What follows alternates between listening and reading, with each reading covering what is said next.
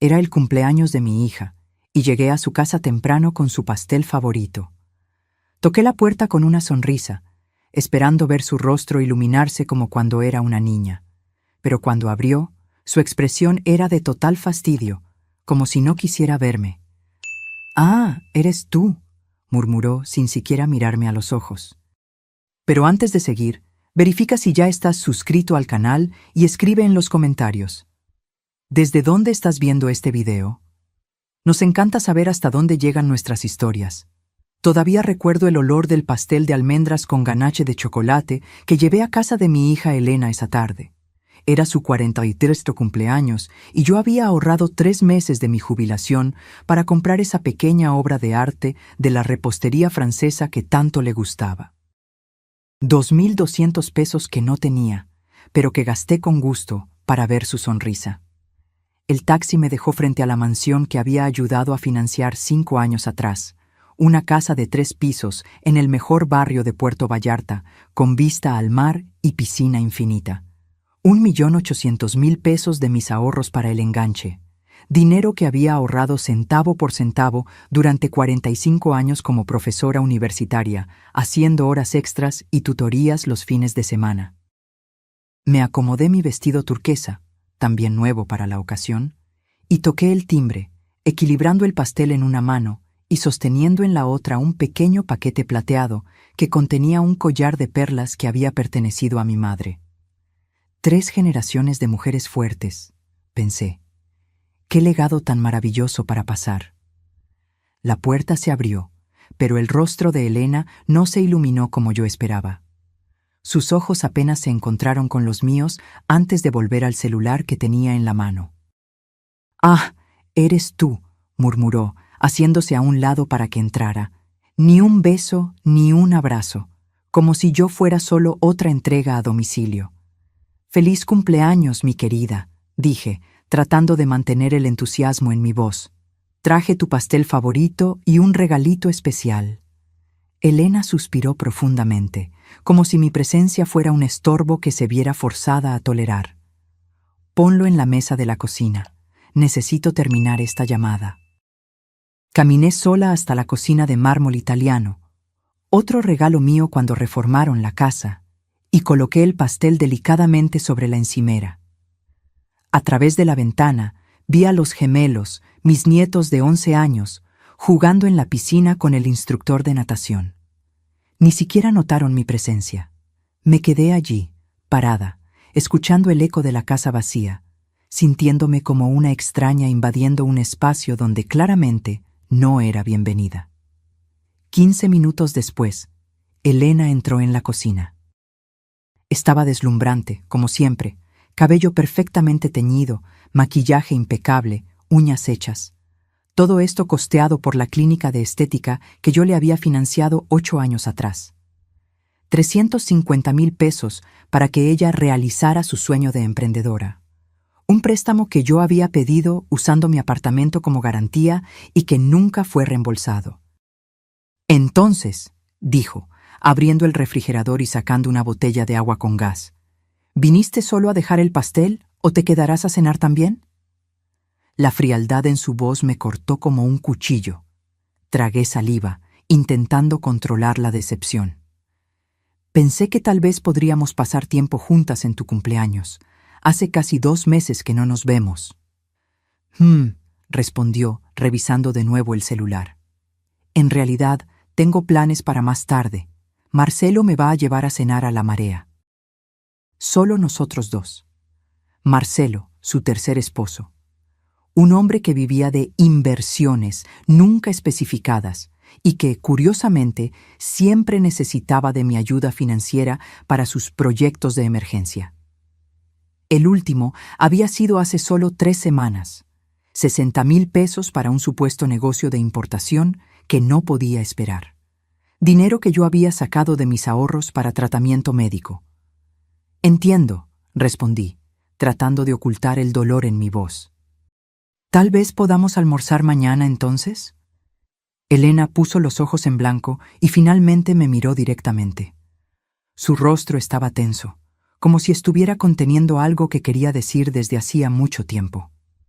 Mamá, necesitamos hablar. Señaló los taburetes altos alrededor de la isla de la cocina. Siéntate. Obedecí, sintiendo un nudo formarse en mi estómago. Conocía ese tono. Era el mismo que usaba de niña antes de decir algo deliberadamente cruel para probar mis límites. He estado pensando mucho últimamente, comenzó, girando lentamente el vaso de agua entre los dedos. Sobre el cumpleaños, sobre la vida, sobre lo que realmente me haría feliz.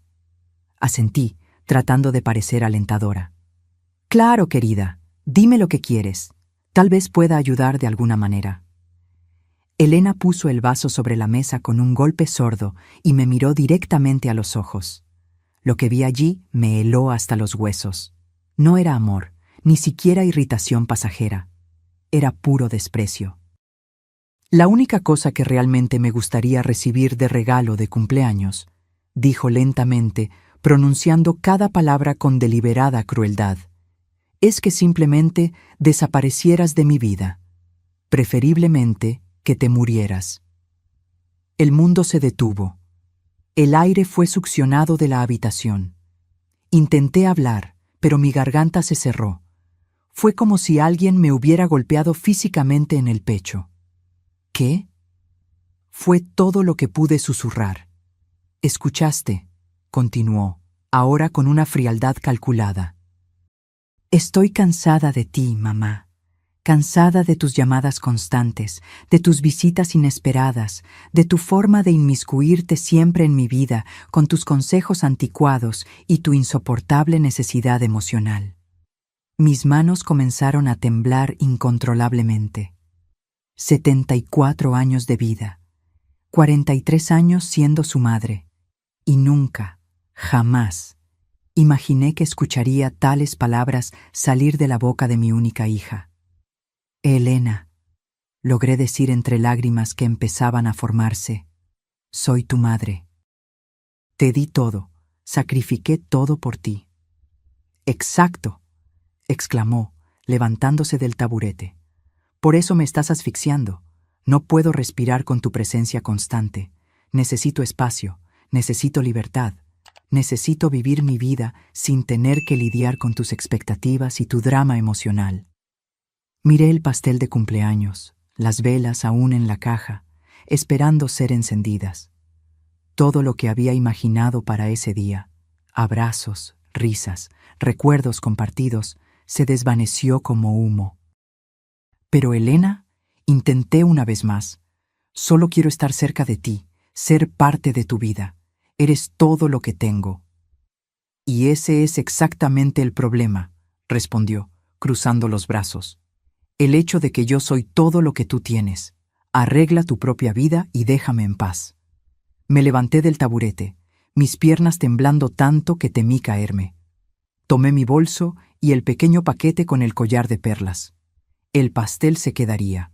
Tal vez los gemelos lo apreciarían, aunque su madre no pudiera. «No puedo creer que me estés diciendo esto», murmuré, «después de todo lo que hice por ti». «¿Todo lo que hiciste?», se rió sarcásticamente. «Mamá, todo lo que hiciste fue para tu propio beneficio, para sentirte necesaria, para tener control sobre mi vida. Pero ya no soy una niña, y ya no te necesito asfixiándome». Caminé hacia la puerta, cada paso costándome años de vida.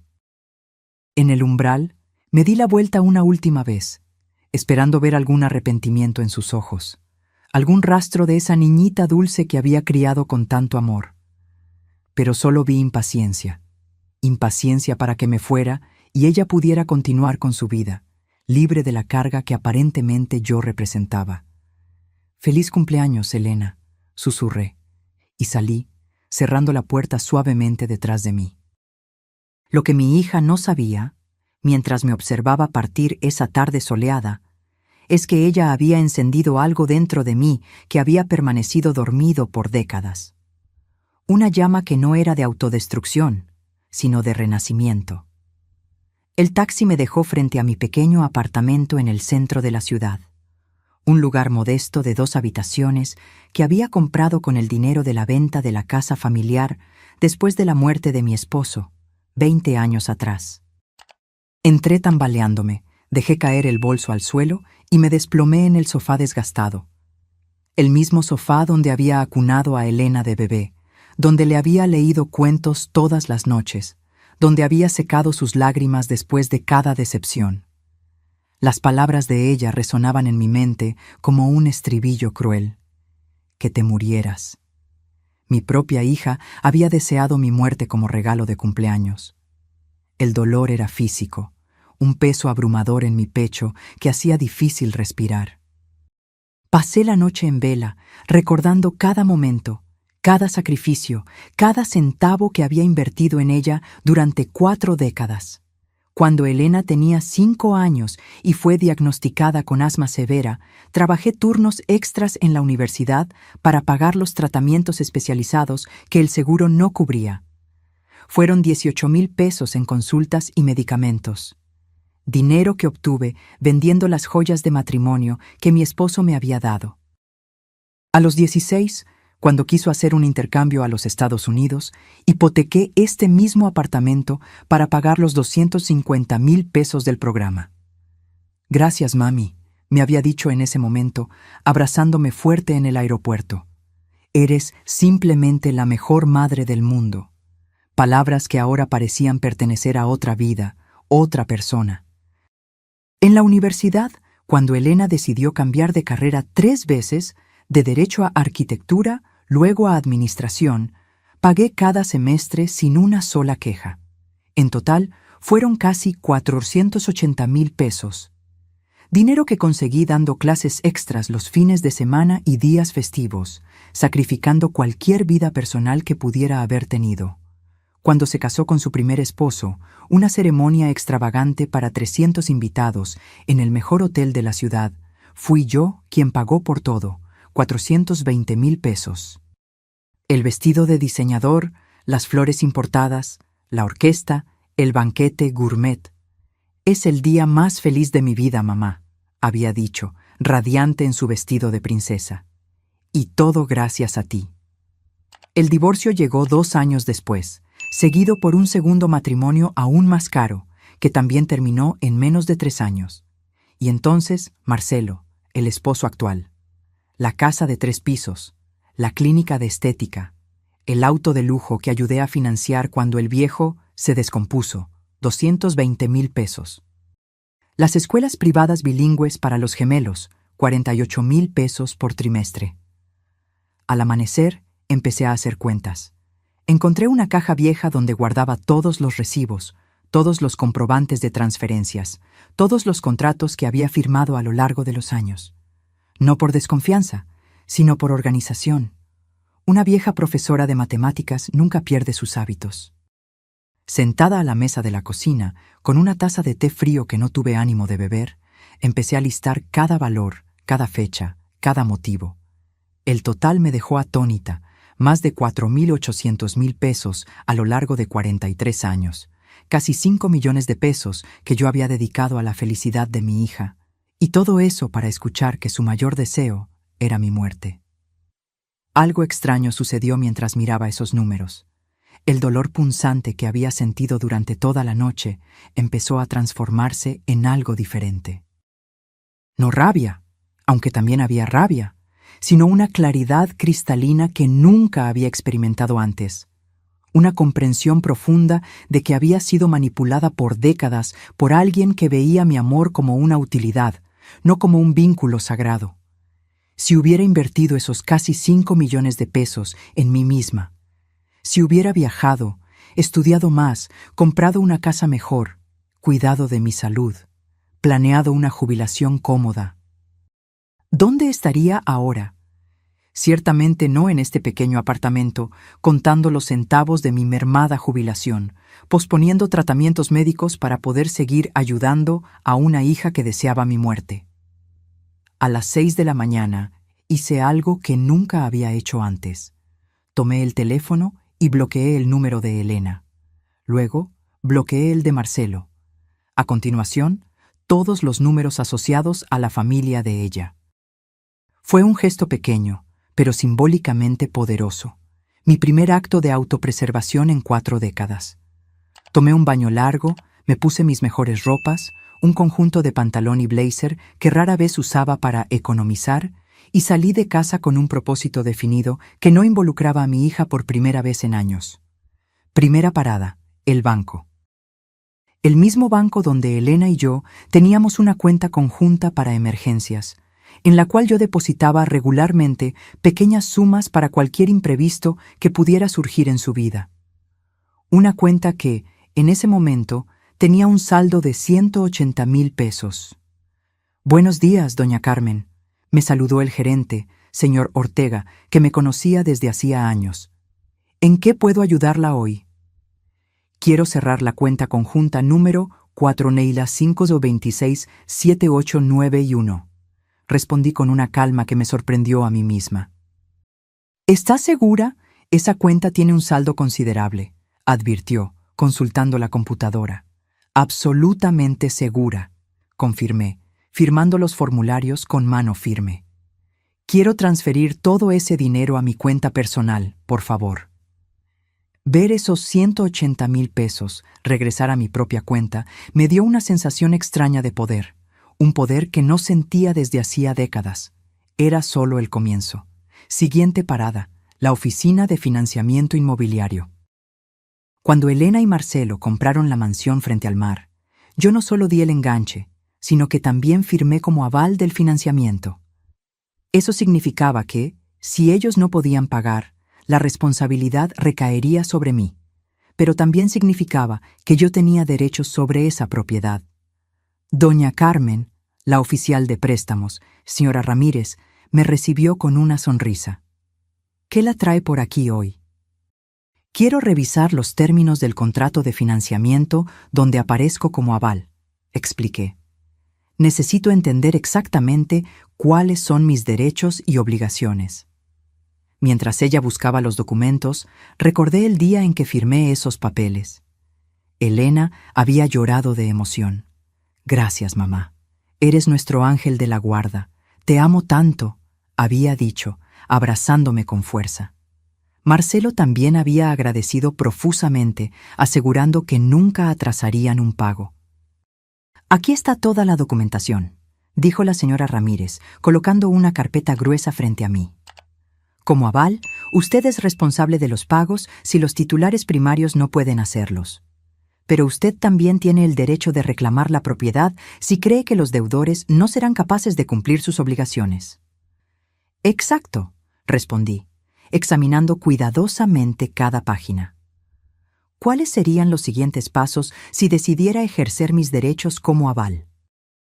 «Usted necesitaría demostrar que hay riesgo de incumplimiento o que ya ha habido retrasos significativos», explicó.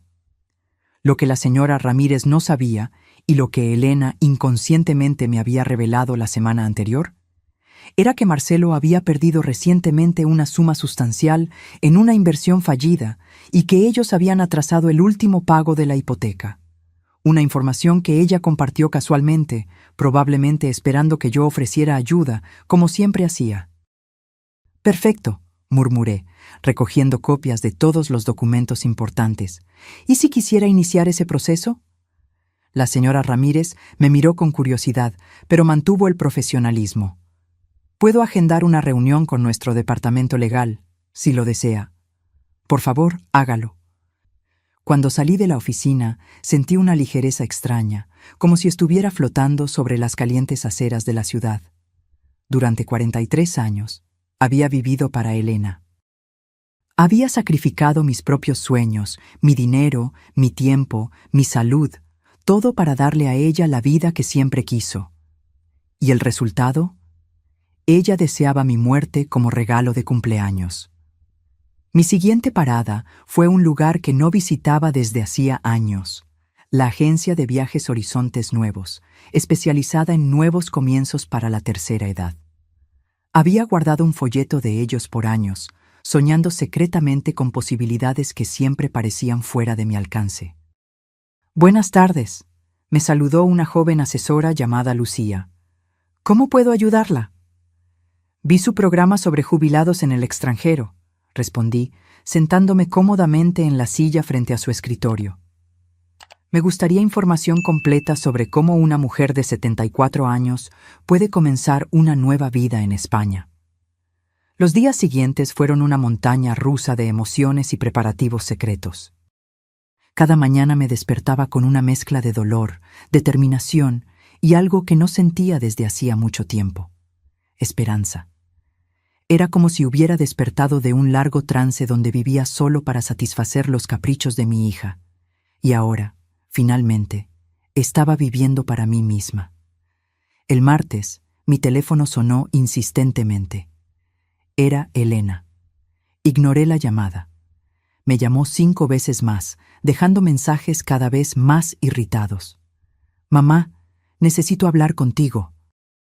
«Mamá, ¿estás bien? ¿Por qué no contestas?» «Mamá, los gemelos tienen una presentación en la escuela el jueves y necesitamos que te quedes con ellos después». «Mamá, estoy empezando a preocuparme». La ironía no se me escapó. La misma mujer que había deseado mi muerte como regalo de cumpleaños estaba ahora preocupada porque yo no contestaba sus llamadas, no porque me echara de menos o se preocupara por mi bienestar, sino porque me necesitaba para algo.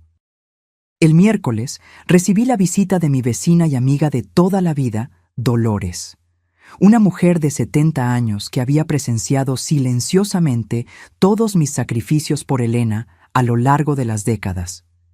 «Carmen», dijo, sentada en mi sala con una taza de café, «te ves diferente. ¿Pasó algo?» Le conté todo. Cada palabra dolorosa del cumpleaños de Elena, cada detalle de los planes que estaba haciendo. Dolores escuchó en silencio, sus ojos se llenando gradualmente de lágrimas. «Dios mío, Carmen», murmuró cuando terminé. «No puedo creer que Elena te dijera algo tan cruel después de todo lo que hiciste por ella». «La parte más dolorosa es que lo dijo como si fuera la cosa más natural del mundo», expliqué. «Como si yo fuera solo un estorbo en su vida que necesitaba ser eliminado». «¿Y de verdad te vas a España?» «Sí», respondí firmemente. «Ya compré el boleto. Me voy la próxima semana». Dolores sostuvo mis manos con gentileza. «Sabes que tienes todo mi apoyo, ¿verdad? Lo que Elena hizo es imperdonable». «Hay algo más», dije bajando la voz. «Voy a necesitar tu ayuda con algo muy especial». Le expliqué mi plan completo. Quería que Elena creyera que yo había muerto, al menos por un tiempo. Dolores sería mi cómplice, la persona que encontraría mi apartamento vacío y la carta de despedida que dejaría. «Es brillante», murmuró Dolores con una sonrisa cómplice. «Esa niña ingrata finalmente va a entender lo que significa perderte». «¿Me ayudarás?» «Claro que sí. De hecho, creo que es exactamente lo que Elena necesita para reaccionar». Esa noche trabajé en la carta más importante de mi vida, la carta que lo cambiaría todo para siempre. Escribí y reescribí cada palabra, asegurándome de que transmitiera exactamente lo que quería decir. «Mi querida Elena», comencé. «Me pediste como regalo de cumpleaños que desapareciera de tu vida, y he decidido conceder tu deseo. Cuando leas esta carta, ya estaré lejos de aquí, comenzando la vida que debí haber vivido hace décadas, en lugar de sacrificarlo todo por ti». Continué escribiendo por horas, documentando cada centavo que había gastado en ella, cada sacrificio que había hecho, cada oportunidad que había perdido por estar siempre disponible para sus necesidades. Pero no era una carta amarga, era educativa. Quería que ella entendiera exactamente lo que había perdido. «Junto con esta carta encontrarás todos los documentos legales que firmé esta semana», continué. «El cambio del testamento, la cancelación de tu plan de seguro médico complementario que yo pagaba, la notificación de que, como aval de tu hipoteca, he decidido ejercer mis derechos debido a su reciente inestabilidad financiera y el cierre de todos los beneficios que recibías de mí». Era una carta de 18 páginas que detallaba meticulosamente todo lo que cambiaría en su vida ahora que yo había desaparecido, exactamente como ella quería. «Tu vida será mucho más fácil sin mí», concluí, «pero también será mucho más cara. Espero que valga la pena». El jueves, mientras guardaba mis pertenencias más importantes en 2 maletas, recibí otra llamada de Elena. De nuevo, no contesté. Me llamó 4 veces más, dejando mensajes cada vez más desesperados. En la última, su voz sonaba genuinamente angustiada. «Mamá, por favor, llámame. Algo pasó. Necesito tu ayuda.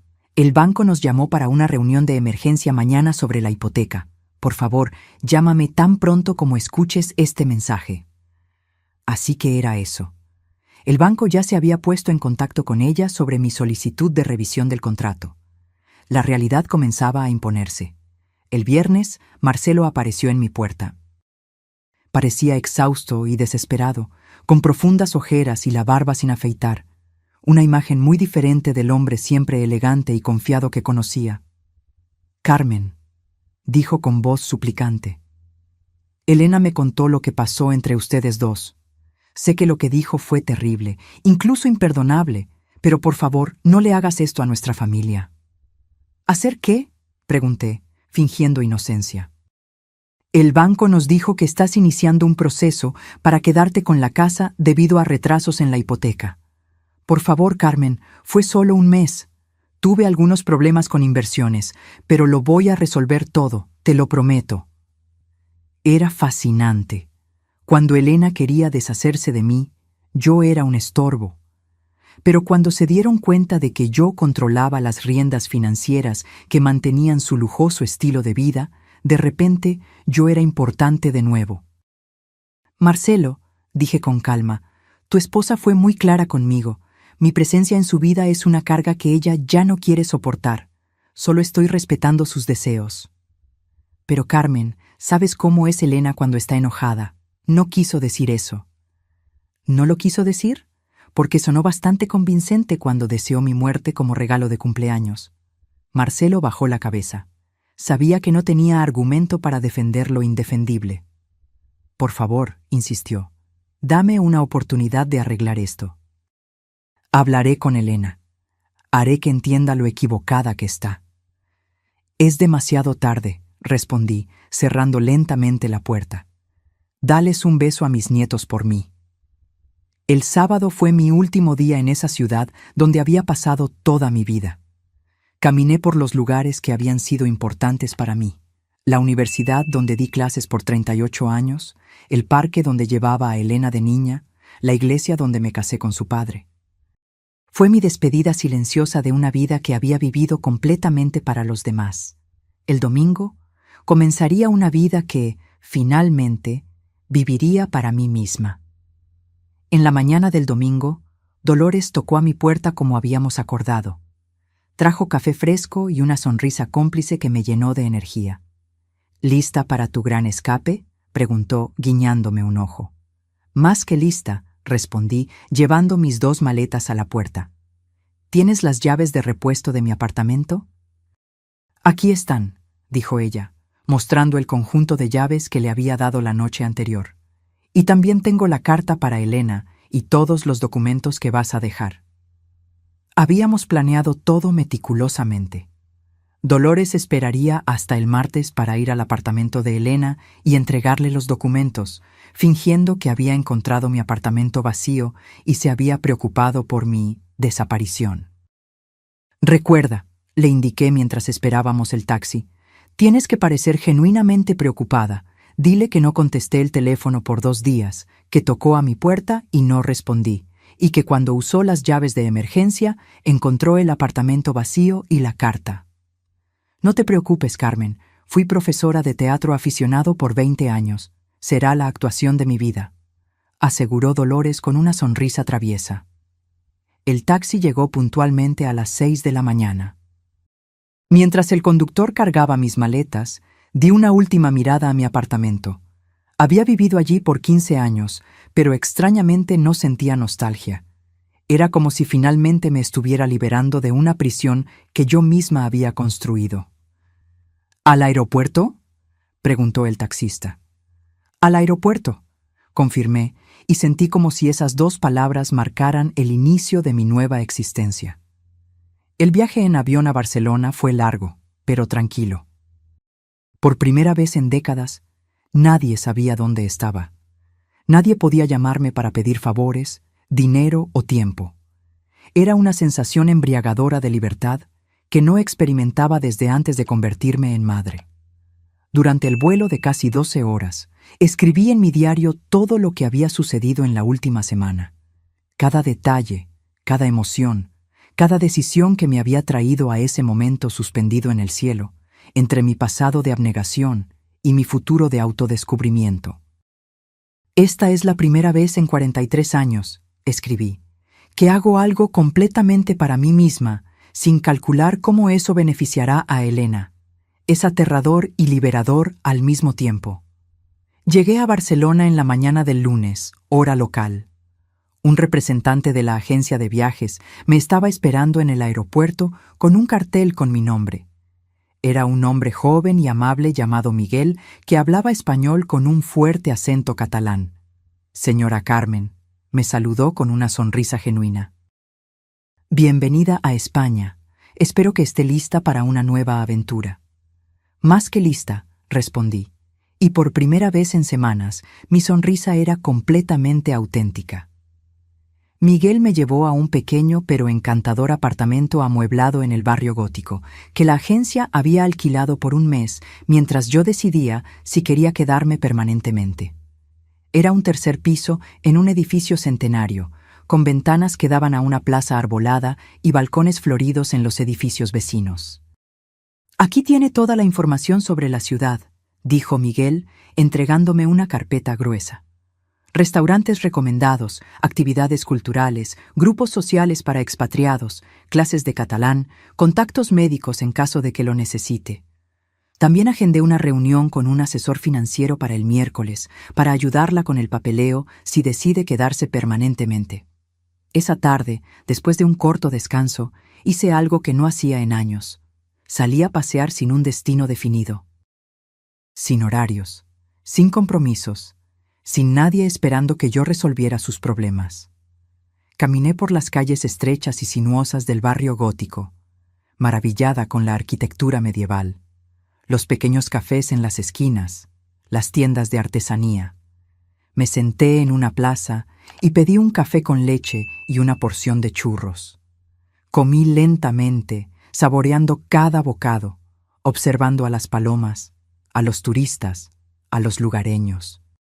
Una sensación extraña comenzó a formarse en mi pecho. No era tristeza, no era culpa, era paz. Mientras caminaba de regreso al apartamento al final de la tarde, calculé mentalmente cuánto dinero había gastado en Elena solo en los últimos 5 años. Entre el enganche de la casa, los pagos de la clínica de estética, el auto, las escuelas de los gemelos, las emergencias constantes, había sido por lo menos 2,3 millones de pesos. Dinero que yo podría haber usado para viajar por el mundo, para vivir cómodamente, para realizar los sueños que había pospuesto por décadas. En cambio, se lo di todo a una hija que consideraba mi amor una carga y mi presencia un estorbo. A las 8 de la noche, hora de Barcelona, calculé que serían las 2 de la tarde en Puerto Vallarta. Dolores se estaría preparando para ir al apartamento de Elena para entregar la carta que lo cambiaría todo. Me senté en el pequeño balcón de mi apartamento temporal, bebiendo una copa de vino tinto español, y esperé. Sabía que en unas horas mi teléfono comenzaría a sonar desesperadamente. Elena finalmente entendería lo que significaba realmente perderme. A la medianoche, mi teléfono comenzó a vibrar insistentemente. Era Elena. Dejé que sonara hasta que se detuvo. Inmediatamente sonó de nuevo, y de nuevo, y de nuevo. En el quinto intento, contesté. «¡Mamá!», gritó, su voz ahogada por el llanto. «¿Dónde estás? Dolores apareció en casa con una carta tuya. Dijo que desapareciste. ¿Qué está pasando? ¿Qué locura es esta?» «Hola, Elena», respondí con calma, observando las luces de la ciudad antigua mientras hablaba. «¿Ya leíste la carta?» «Sí, la leí. ¿Te volviste loca? ¿Cómo pudiste hacernos esto? ¿Dónde estás?» «Estoy exactamente donde necesito estar, lejos de ti, como deseaste. Pero yo no quería eso. Yo no quería que de verdad te fueras. Solo estaba enojada, frustrada. Ahí estaba. La táctica típica de Elena, minimizar el daño que había causado, hacerme sentir culpable por reaccionar a su crueldad. ¿No lo quisiste decir cuando me dijiste que tu mayor deseo de cumpleaños era que me muriera? Pregunté, porque sonaste bastante convincente. Yo solo estaba estresada. Marcelo perdió dinero en una inversión. Los niños están dando problemas en la escuela. La clínica no está yendo bien. No debí haberme desquitado contigo. Tienes razón, no debiste. Pero ya está hecho y las palabras no pueden ser desdichas. Pero mamá, por favor, vuelve. Te necesitamos, te necesito. Qué interesante era esto. Ahora me necesitaba. Ahora que había leído la carta detallando todos los beneficios financieros que había perdido. Ahora que sabía que podría perder la casa. Ahora que entendía que tendría que pagar por su propio seguro médico complementario y encontrar quién cuidara de los gemelos cuando quisiera salir. ¿Me necesitas a mí o a mi dinero?, pregunté directamente. Hubo un largo silencio al otro lado de la línea. Te necesito a ti, murmuró finalmente, pero su voz no sonaba convincente. Elena, durante 43 años viví para ti. Sacrifiqué mis sueños, mi dinero, mi tiempo, mis oportunidades. Y cuando finalmente necesité sentir que me amabas y valorabas, me dijiste que preferías que estuviera muerta. Esas palabras me partieron el corazón de una manera que jamás podré reparar. Lo siento mucho, mamá. Lo siento mucho de verdad. Las disculpas no son suficientes, Elena. El daño está hecho. ¿Y sabes algo? Tal vez fue lo mejor que pudiste haberme dicho, porque finalmente me abrió los ojos y me hizo entender que he vivido toda mi vida de manera equivocada. ¿A qué te refieres? Me refiero a que por primera vez en décadas estoy viviendo para mí misma, y eso es maravilloso. ¿Dónde estás, mamá? Por favor, dime, imploró Elena, su voz ahogada por las lágrimas. Los gemelos están preguntando por la abuela. No entienden por qué desapareciste.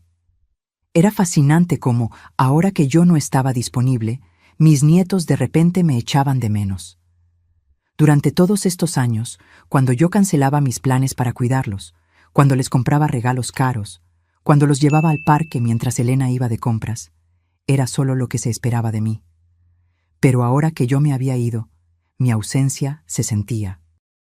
Los niños estarán bien, respondí, mirando las estrellas sobre Barcelona. Son resilientes. Lo que aprenderán es que las acciones tienen consecuencias y que las palabras dolorosas pueden destruir relaciones para siempre. Pero mamá, por favor, no puedes simplemente desaparecer así. ¿Y si algo te pasa? ¿Y si te enfermas? ¿Cómo vamos a saberlo? Ahora le preocupaba mi bienestar. Qué conveniente. Elena, en los últimos 3 años, tuve 2 episodios de presión alta que me llevaron al hospital. ¿Sabes cuántas veces me visitaste? Ninguna. Siempre tenías algo más importante que hacer. Eso no es verdad, protestó débilmente. Es verdad. La primera vez te llamé desde la sala de emergencias. Dijiste que no podías venir porque tenías una fiesta en casa de una amiga. La segunda vez era el cumpleaños de Marcelo y estabas celebrando.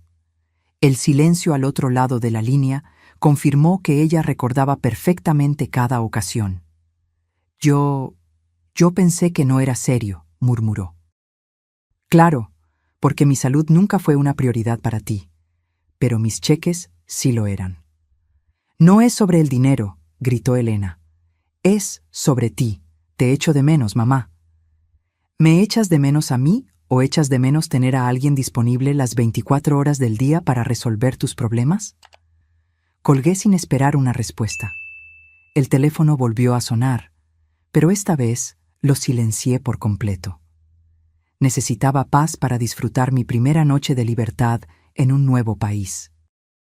Los días siguientes fueron un descubrimiento constante, no solo de Barcelona, sino de mí misma.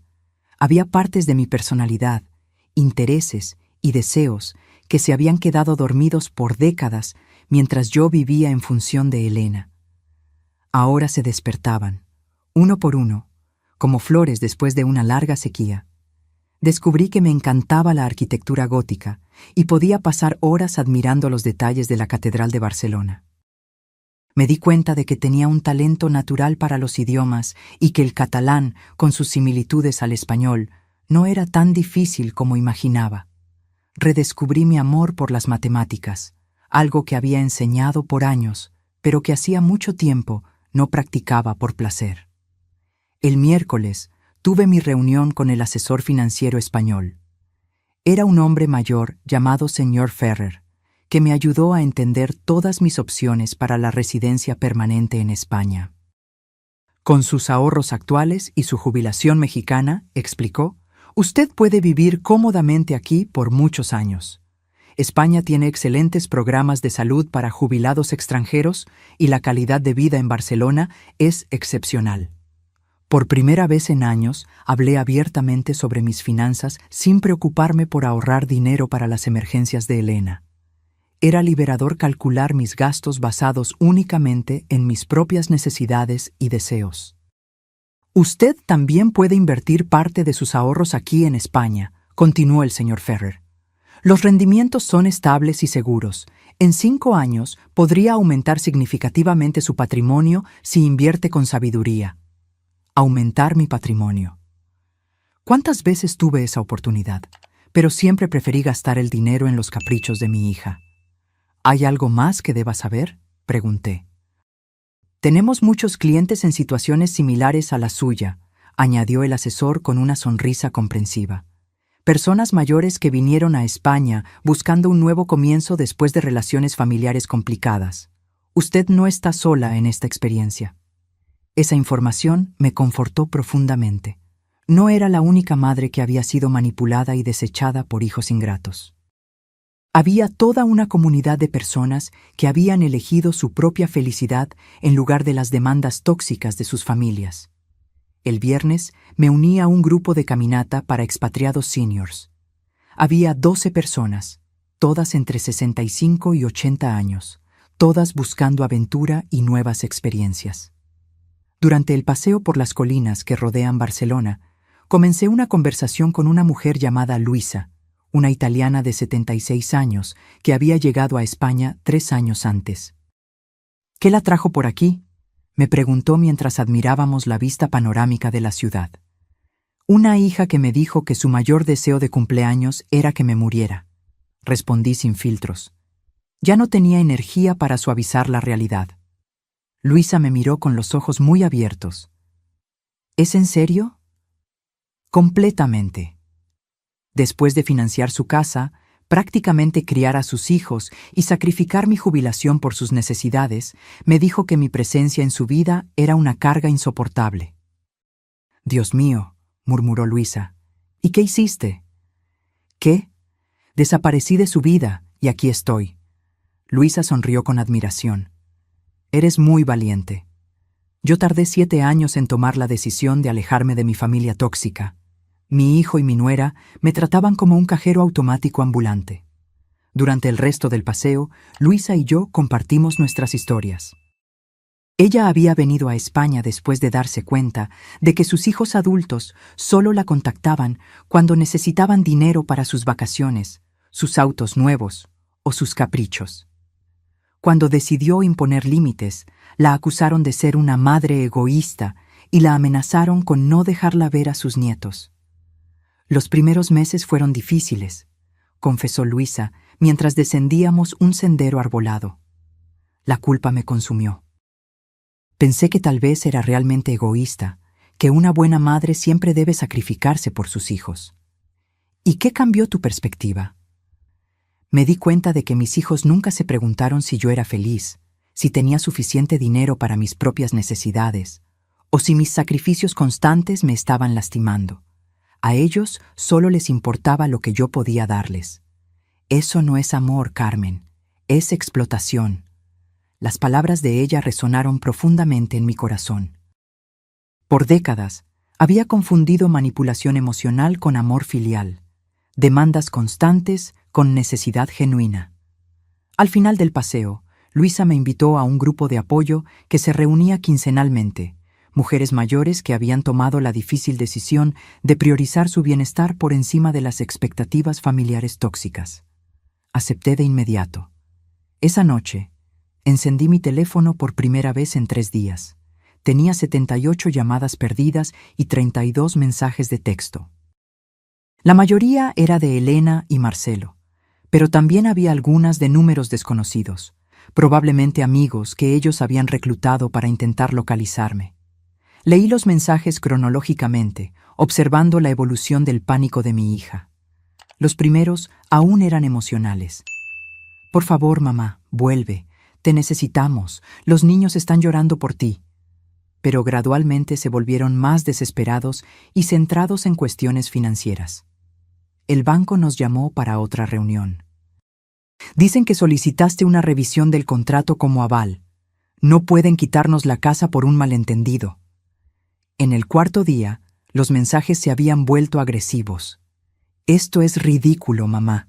Estás arruinando nuestras vidas por una rabieta. Actúa como una adulta y vuelve, y finalmente desesperados. Llamé a todos los hospitales, a la policía, a tus amigos. Nadie sabe dónde estás. Si algo te pasa, va a ser mi culpa. Por favor, solo dime que estás bien. Era fascinante observar cómo en ningún momento Elena se disculpó genuinamente por desear mi muerte. En ningún momento reconoció la crueldad de sus palabras o expresó remordimiento real. Todo giraba en torno a las consecuencias negativas que mi ausencia tenía para ella. Decidí responder a un último mensaje. Estoy perfectamente bien y más feliz de lo que he estado en años. Lo que estás experimentando ahora son las consecuencias naturales de tus acciones. Espero que esta experiencia te ayude a entender el valor de las personas que amas antes de que sea demasiado tarde con otras en tu vida. La respuesta llegó de inmediato. Por favor, mamá, podemos arreglar esto. Prometo que nunca más diré cosas horribles. Solo vuelve. Escribí mi respuesta final. Las promesas vacías no arreglan corazones rotos. Elena, las palabras que me dijiste revelaron lo que realmente piensas de mí. No puedes deshacer esa verdad con promesas desesperadas. Después de enviar ese mensaje, bloqueé su número y todos los números asociados a Marcelo. También bloqueé los números desconocidos que me habían llamado. Era hora de cerrar este capítulo de una vez por todas. En la semana siguiente, me reuní de nuevo con el señor Ferrer para firmar los papeles que me permitirían residir permanentemente en España. También hice arreglos para transferir definitivamente mi jubilación mexicana e iniciar el proceso de venta de mi apartamento en Puerto Vallarta. ¿Estás segura de que quiere hacerlo permanente?, preguntó el señor Ferrer. Es una decisión muy significativa. Nunca he estado más segura de nada en mi vida, respondí, firmando cada documento con mano firme. Por primera vez en décadas, estoy tomando decisiones basadas en mi propia felicidad, no en las demandas de los demás. Esa tarde, recibí una llamada de Dolores, mi querida vecina y cómplice. Su voz sonaba animada. «Carmen, no vas a creerlo», dijo. «Elena vino a mi apartamento ayer llorando histéricamente. Imploró que te dijera que volvieras, que había sido un terrible malentendido». «¿Y qué le dijiste?» «Dije la verdad, que lo que te había dicho era imperdonable y que si yo fuera tú, también habría desaparecido para siempre. Debiste haber visto su cara cuando se dio cuenta de que incluso los vecinos sabían lo cruel que había sido contigo». ¿Mencionó algo sobre los problemas financieros? «Oh, sí. Dijo que sin tu ayuda no pueden pagar la hipoteca, que el banco está presionando, que Marcelo no puede resolver la situación financiera y que los niños necesitan cosas para la escuela que ellos no pueden pagar.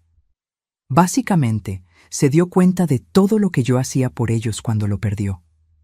Era exactamente lo que esperaba. Ella no me extrañaba como persona. Extrañaba mi función como proveedora financiera y solucionadora de problemas.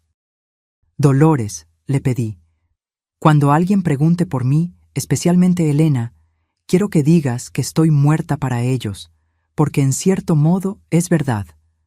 La Carmen que constantemente se sacrificaba por una hija ingrata, realmente murió en su cumpleaños.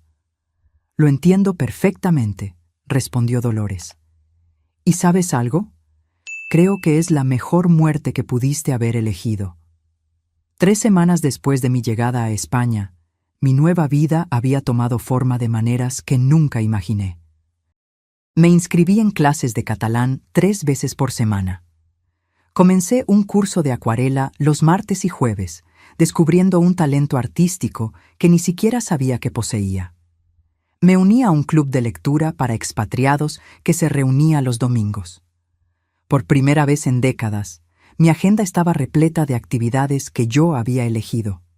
Actividades que me proporcionaban placer y crecimiento personal, no obligaciones impuestas por las necesidades de los demás. Pero la transformación más sorprendente era financiera. Sin las constantes demandas de Elena, mis ahorros no solo se mantenían estables, estaban creciendo. Las inversiones que había hecho con el señor Ferrer ya mostraban rendimientos positivos y por primera vez podía planear mi futuro financiero basado únicamente en mis propias necesidades.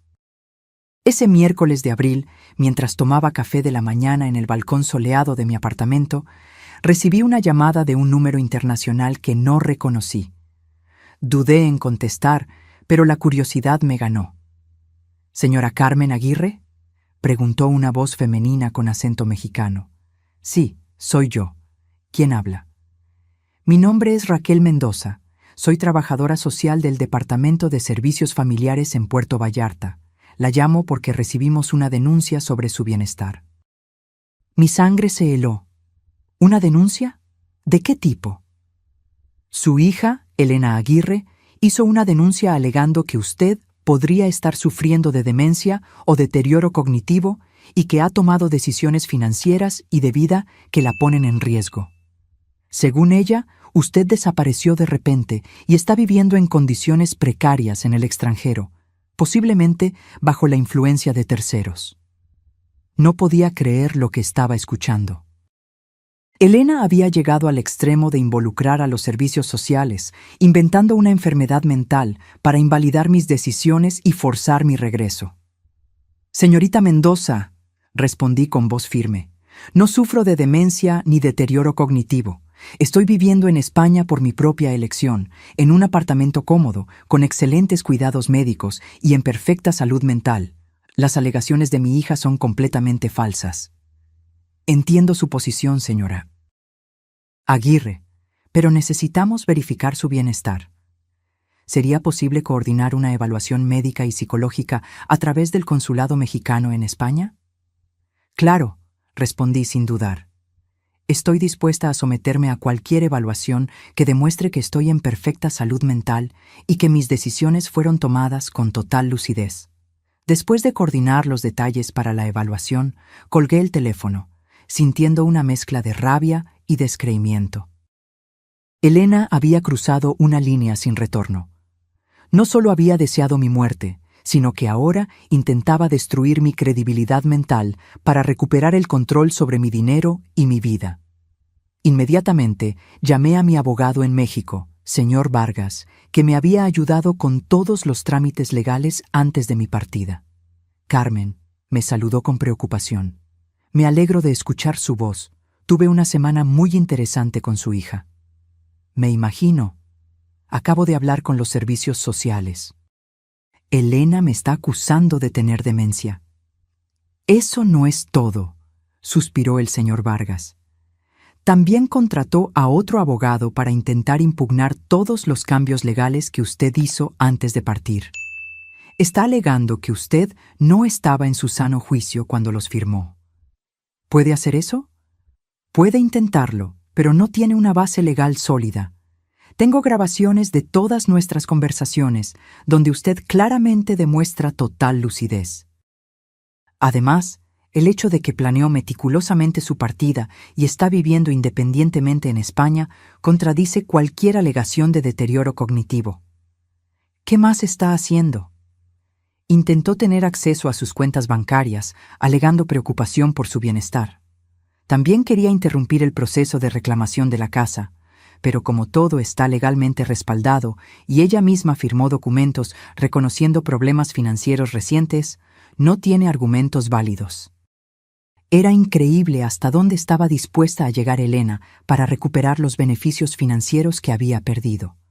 Señor Vargas, quiero que prepare una demanda por difamación contra mi hija. Las falsas alegaciones de ella sobre mi estado mental pueden afectar mi reputación y mis derechos legales. Será un placer, respondió con satisfacción. Después de ver cómo la trató, creo que es hora de que se enfrente a las consecuencias legales de sus acciones. 2 días después, comparecí en el consulado mexicano en Barcelona para las evaluaciones médicas y psicológicas.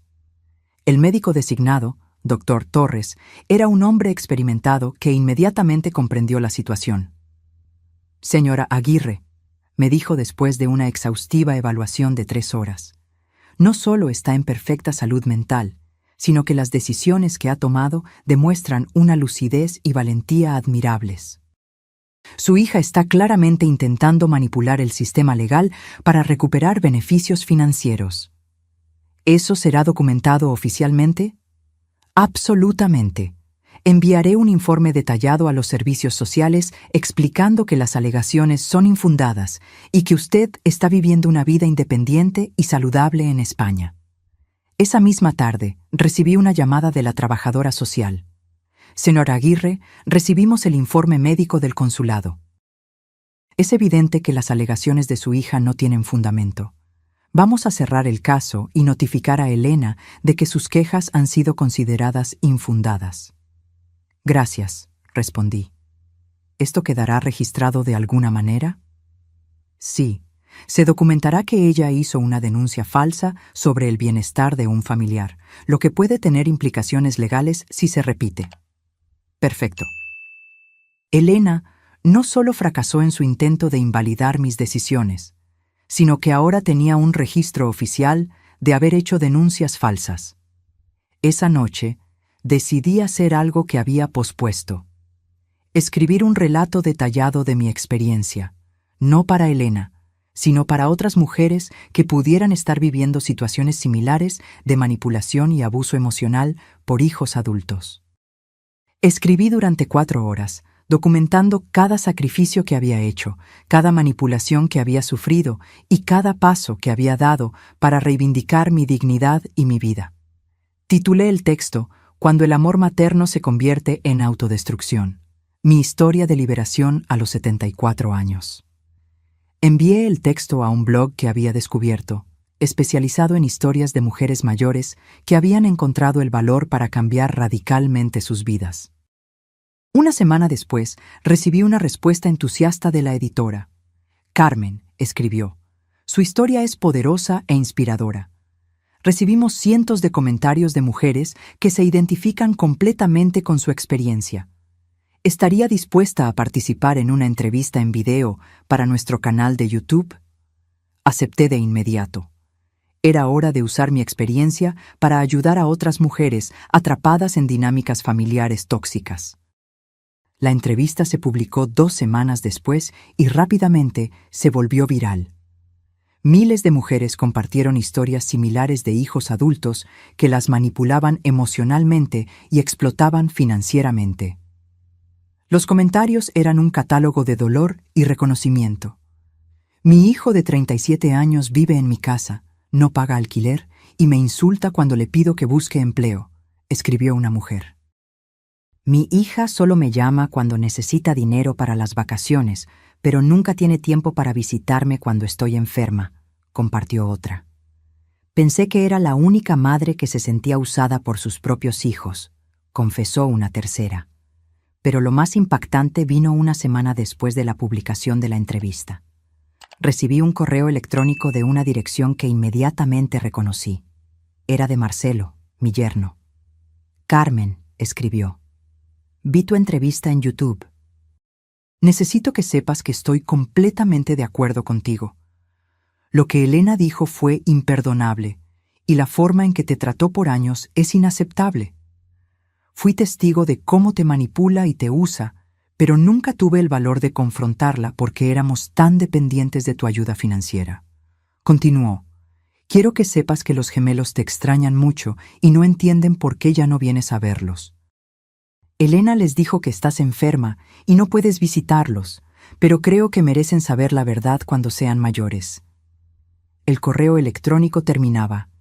Sé que probablemente es demasiado tarde para disculpas, pero quería que supieras que al menos una persona en esta familia reconoce cuánto te sacrificaste por nosotros.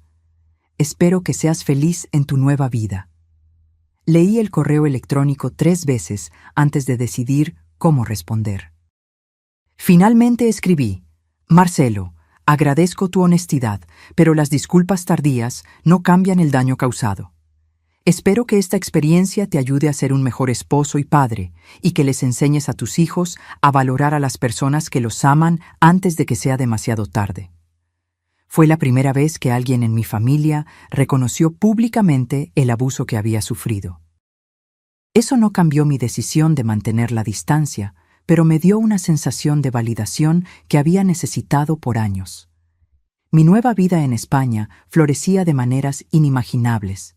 Tenía amigos genuinos que me valoraban por quien yo era, no por lo que podía dar. Redescubrí pasatiempos y pasiones. Tenía paz mental y estabilidad financiera. Y lo más importante, tenía dignidad. 6 meses después de mi llegada a España, mi vida había asumido una forma que nunca soñé que fuera posible. Era una mañana soleada de primavera cuando recibí una llamada que lo cambiaría todo una vez más. Era Dolores, mi querida vecina y cómplice en México. Carmen, dijo con voz animada, tienes que escuchar esto. Elena perdió la casa. Mi corazón se detuvo por un segundo. A pesar de todo, una parte de mí todavía se preocupaba por el bienestar de mis nietos. ¿Qué pasó exactamente?, pregunté. El banco ejecutó la hipoteca la semana pasada. Marcelo no pudo recuperar el dinero que perdió. Se atrasaron en 3 pagos más, y como tú eres la aval y ejerciste tus derechos legales, el banco procedió con la ejecución. Elena vino a mí ayer llorando desesperadamente. ¿Y los niños? Están bien. Se mudaron a un apartamento pequeño al otro lado de la ciudad.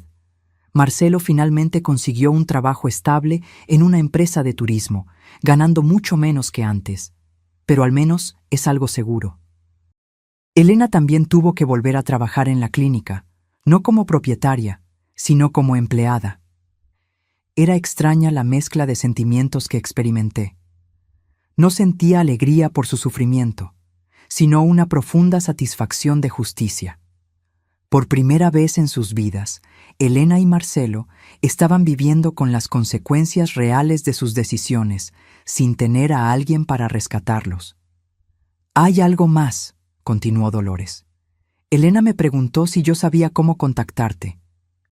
Dijo que quiere disculparse genuinamente, que finalmente entiende todo lo que perdió cuando te perdió a ti.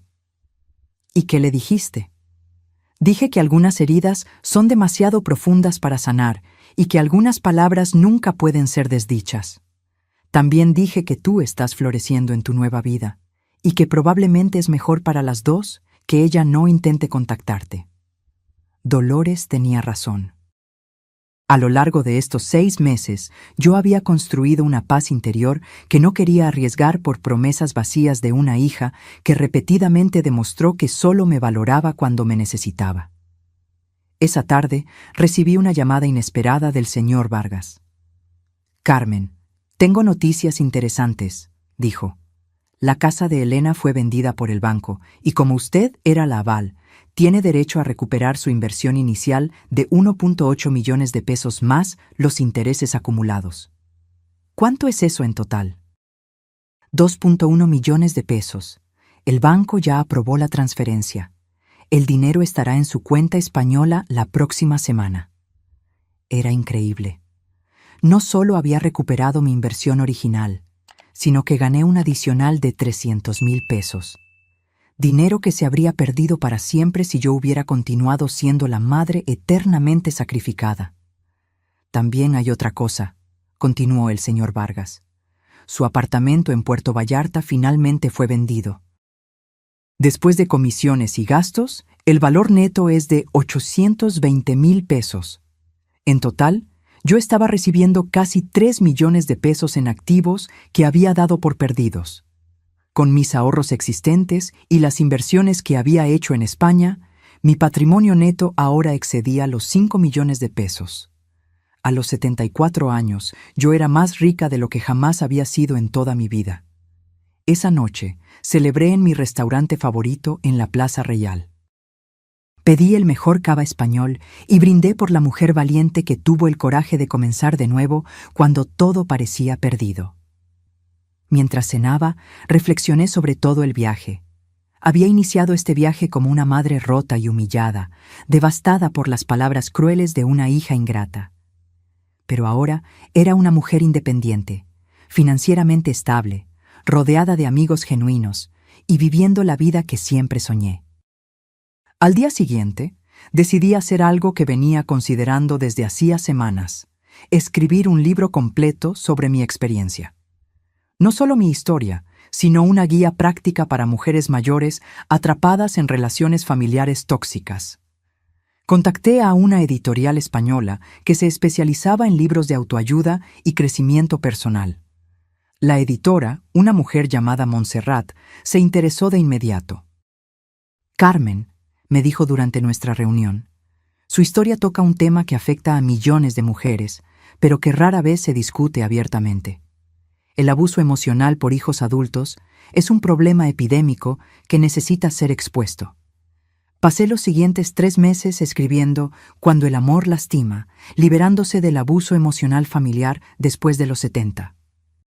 El libro documentó no solo mi experiencia personal, sino también estrategias prácticas para reconocer la manipulación, establecer límites saludables y encontrar el coraje de priorizar el propio bienestar.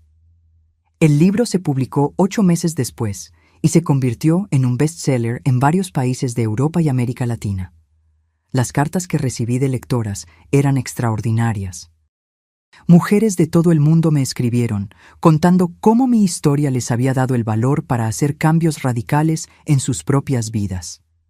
Leí tu libro y finalmente entendí que no soy una mala madre por negarme a seguir financiando la irresponsabilidad de mi hijo de 42 años, escribió Marta de Chile.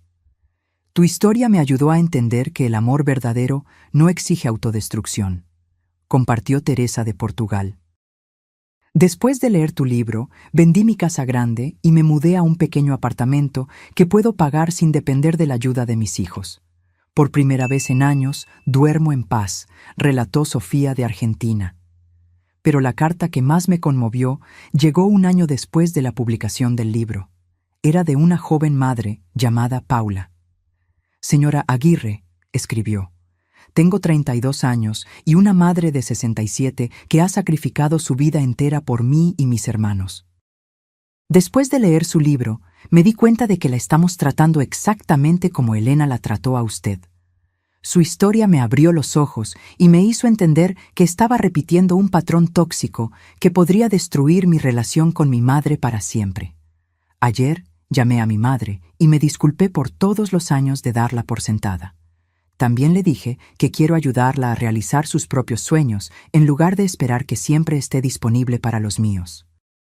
Gracias por ayudarme a entender esto antes de que fuera demasiado tarde. Esa carta me hizo llorar de alegría. Mi dolor había servido para evitar que otras familias pasaran por la misma destrucción. 2 años después de mi llegada a España, recibí una carta física en mi buzón. La caligrafía en el sobre era familiar, pero no pude identificarla de inmediato. Cuando la abrí, mi corazón se aceleró. Era de mis nietos, ahora de 13 años. Querida abuela Carmen, escribieron con caligrafía de adolescentes. Papá nos contó la verdad sobre por qué te fuiste. Dijo que mamá te dijo cosas muy crueles y por eso decidiste comenzar una nueva vida lejos de nosotros. Queremos que sepas que te extrañamos mucho y que entendemos por qué te fuiste. También queremos que sepas que estamos orgullosos de ti por ser tan valiente. Cuando seamos mayores, nos gustaría visitarte en España, si quieres recibirnos. La carta incluía dibujos que habían hecho de mí viviendo feliz en las calles de Barcelona. Lloré por 1 hora después de leer esa carta, no por tristeza, sino por la comprensión de que mi decisión de preservar mi dignidad había sido la correcta, incluso si eso significaba alejarme de personas que amaba. Decidí responderles. Mis queridos nietos, escribí, sus palabras son el regalo más hermoso que he recibido en años. Los amo profundamente y siempre los amaré, sin importar la distancia. Cuando sean mayores y puedan tomar sus propias decisiones, las puertas de mi corazón y de mi casa siempre estarán abiertas para ustedes. Hasta entonces, quiero que sepan que la abuela está viviendo una vida plena y feliz, rodeada de belleza y paz. Guarden ese amor que sienten por mí, pero también aprendan de esta experiencia.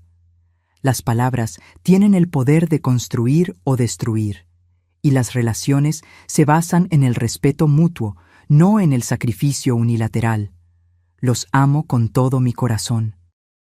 Hoy, 3 años después de ese terrible cumpleaños que cambió mi vida para siempre, estoy sentada en el balcón de mi nuevo apartamento en Barcelona, que compré con mi propio dinero, contemplando el mar Mediterráneo mientras escribo las últimas líneas de mi historia.